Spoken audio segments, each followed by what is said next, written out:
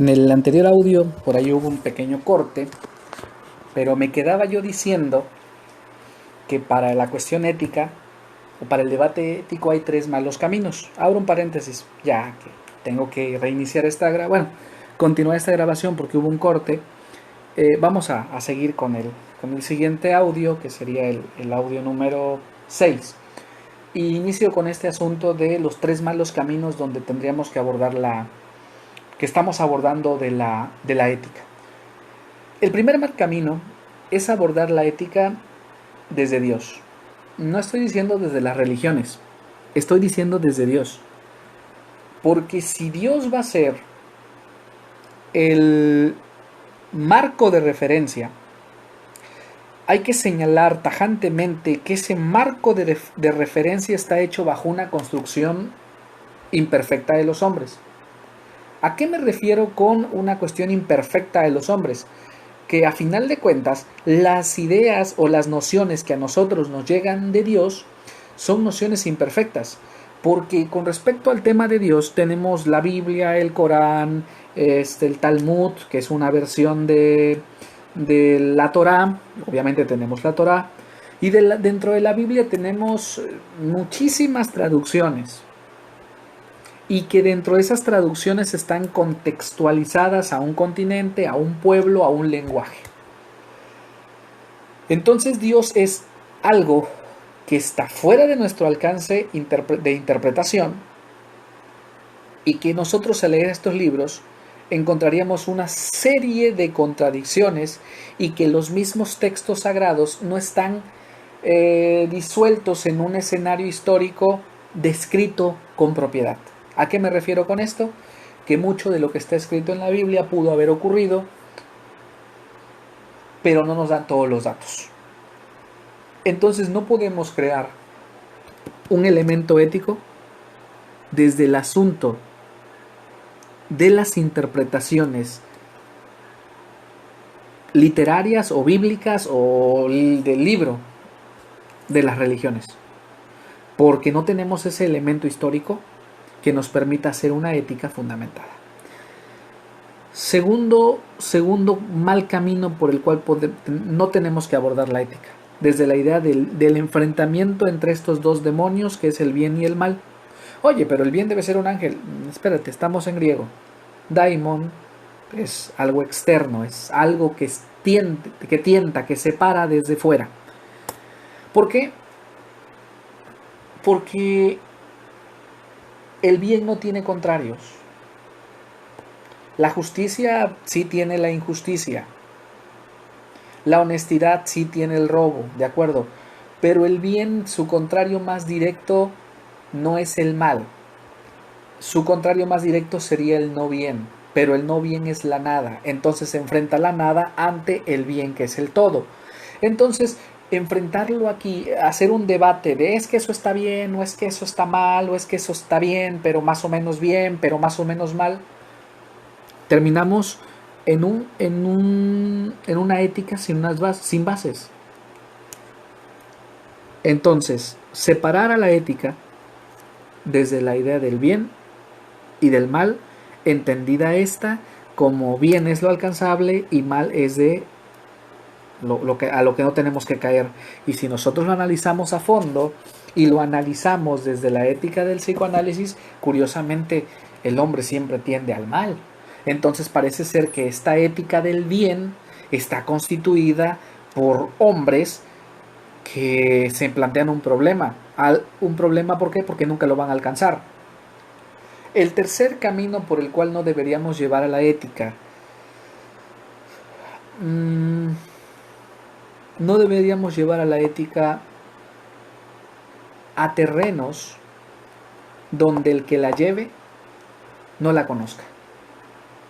No estoy diciendo que no hay que ir con la ética a otros terrenos. Estoy diciendo que no debemos llevar a la ética a un camino que desconocemos. Por ejemplo, yo recuerdo haber tenido algunos textos de algunos sacerdotes, de algunos pastores, que decían, no, pues es que pues los niños que nacen en probeta o que son que son creados en un laboratorio, alguna par, o sea, para empezar, o sea, en los 90 eso todavía estaba todavía como algo posible, pero todavía no era no era real en ese momento. Decían, no, pues es que esos no tienen alma, porque no se hizo mediante la cópula. Bueno, pero pues sí intervino un elemento humano que es un espermatozoide y sí intervino un elemento humano que es un óvulo. Entonces, dos elementos humanos que se encuentran, y si vamos a creer esta idea de Dios, entonces, caray, bueno, pues entonces sí hubo un soplo. Entonces, muchas veces en los escritos que encontramos de ética, vemos que se están abordando sobre los extraterrestres tienen ética, los extraterrestres tienen nociones y principios del bien y del mal. Lo estamos desconociendo. Es decir, estamos llevando a la ética a fronteras donde la ética queda en ridículo, donde la ética está rebasada. Hay grandes disciplinas como la bioética, la genetiética, y entonces se nos han puesto de moda muchas disciplinas de la bioética, el genomaético, la ética histórica, la ética empresarial, la ética médica. Y entonces estamos poniéndole a estas disciplinas la palabra ética como adjetivo. ¿Sí? Y le estamos llevando, es decir, el que esté aquí, el que esté ahí, y si no tiene conocimiento de esa rama, se va a quedar perdido. Y al quedarse perdido nos vamos a encontrar con un problema lógico. No vamos a poder encontrar los elementos de las causas y no vamos a encontrar los accidentes, y vamos a categorizar a la ética por accidentes. Y no vamos a categorizar a la ética como una disciplina que está planteando problemas y está resolviendo problemas, sino que dejamos a la ética totalmente a la deriva. Cierto es que la ética se hace presente en el derecho, en la medicina, en la docencia, pero la pregunta es cómo. En el sentido griego, la ética va a que el médico sea feliz, en el sentido aristotélico, a que el profesor sea feliz, a que el abogado sea feliz. Pero lo que tienen que preguntarse los profesores de ética y los eticistas es, dentro de la docencia, ¿la finalidad ética es la felicidad? ¿La finalidad ética es la libertad? ¿La finalidad ética es el aprendizaje? Es decir, que cuando estamos transitando a la ética hacia otras disciplinas, a lo mejor ya no es la felicidad, a lo mejor ya no es la libertad, a lo mejor ya no es la seguridad. A lo mejor, por ejemplo, en la empresa el concepto ético a conquistar sea la eficiencia. Pero esa eficiencia no sería el mismo concepto ético que se lo tenemos que implantar a la ética docente. Y a lo mejor ese concepto de eficiencia empresarial no se lo podemos implementar a la ética médica. A lo mejor ese concepto ético a conquistar en la medicina es el concepto de cuidado, el concepto de protección, el concepto de seguridad. A lo mejor en la escuela sea el comunitarismo, sea la sociedad. Porque entonces estaríamos buscando la ética del taxista, la ética del camionero, la ética del pollero, la ética del carnicero. Y entonces implantamos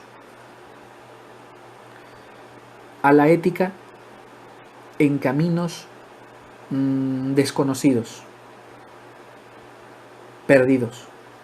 Y entonces la ética, o cuando ya están apretados en el debate ético, terminan cayendo en arbitrariedades o en generalizaciones y empezamos a repetir la ética kantiana, la ética tomista, la ética aristotélica y queremos meter a los autores por todos los caminos y se pierden junto con nosotros.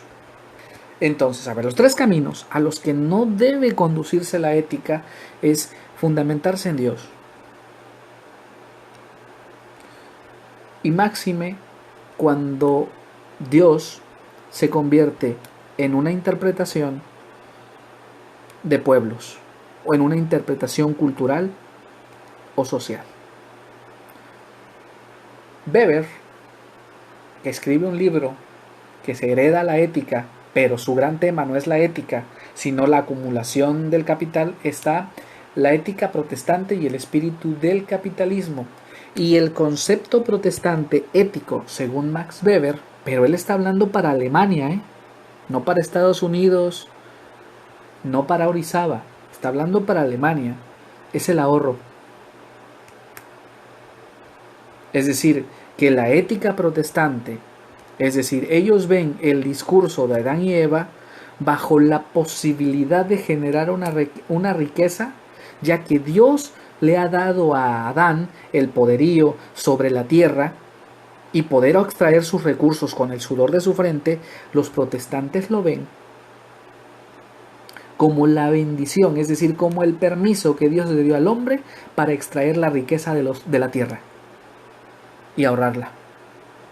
Mientras que aquellos que ven la condena en Adán como una desgracia, consideran al trabajo como la consecuencia de algo malo.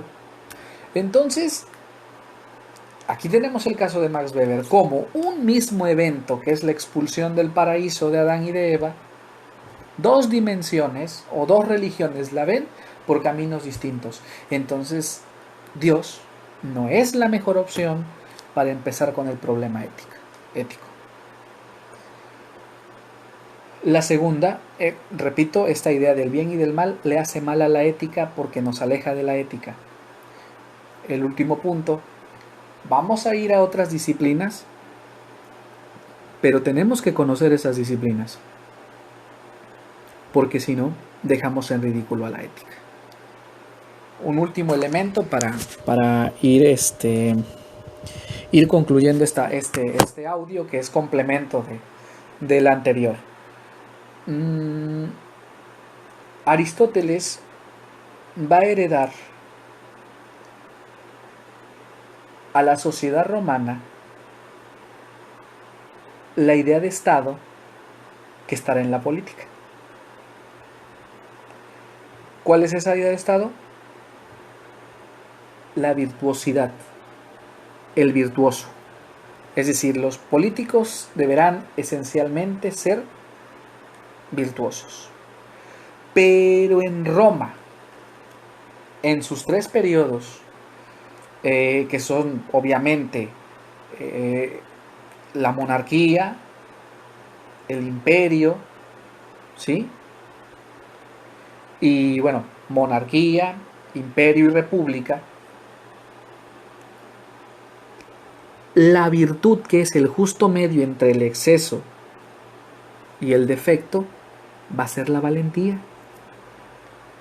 Entonces, el concepto ético de los políticos para Roma será alcanzar el valor.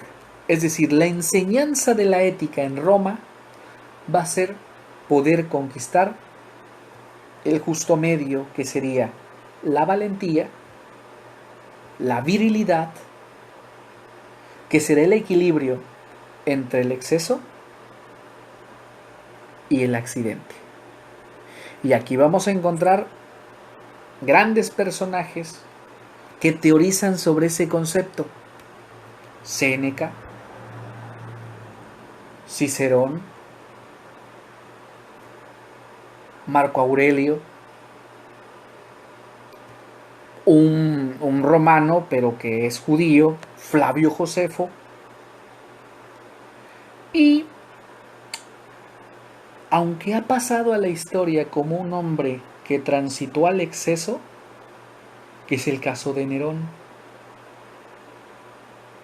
que fue un hombre que llega valientemente, pero ya estando en el poder, termina en el exceso.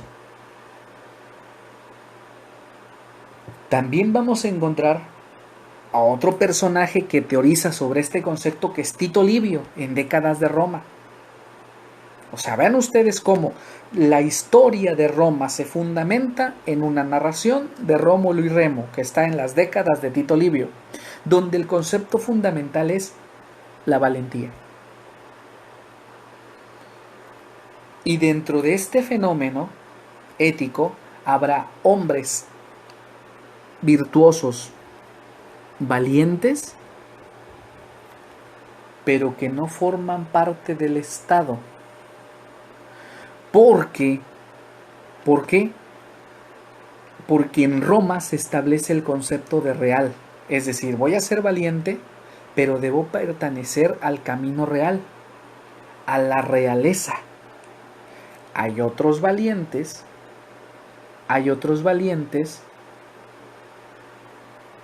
que al no pertenecer a la realeza serán muy valientes, pero fuera de aquí. ¿Quiénes serán esos? Los junos, los vikingos, los celtas, los sajones, los anglos, los teutones. Es decir, que en Roma la ética tomada de Aristóteles va a clasificar a las sociedades según las virtudes.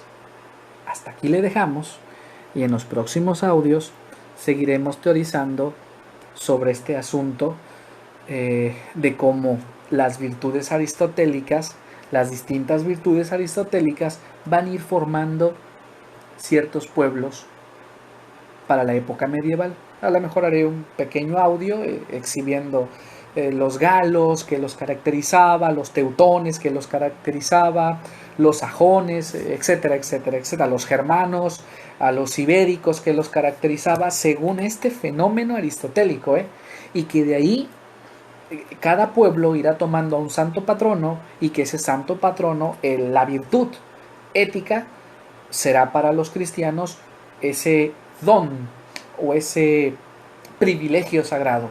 Muy bien, entonces hay ética para rato. Y bueno, una aclaración, este material a lo mejor no es propiamente para alumnos, o quién sabe, pero mi idea es hacer ciertas aclaraciones conforme a la ética. Este es el video 6, que es complemento del video número 5, ya que el otro hubo un pequeño error técnico por ahí, hubo una llamada que se estaba colando, pero bueno, no importa, aquí la cosa es seguir pensándole. Cuídense mucho y una petición, no se me mueran pronto, cuídense mucho.